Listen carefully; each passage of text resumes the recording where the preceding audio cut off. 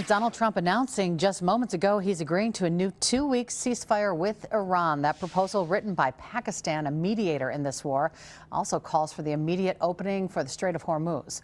Over the next 2 weeks, the president says the United States will work on finalizing an agreement with Iran, saying, quote, "We received a 10-point proposal from Iran and believe it is a workable basis on which to negotiate," end quote.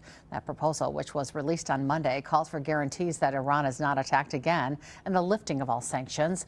In return, Iran would lift its blockade on the Strait of Hormuz and impose fees on ship passage to help rebuild infrastructure damaged in the war. Iran also accepted Pakistan's ceasefire proposal after last-minute intervention from China, asking Iran to be flexible and defuse tensions.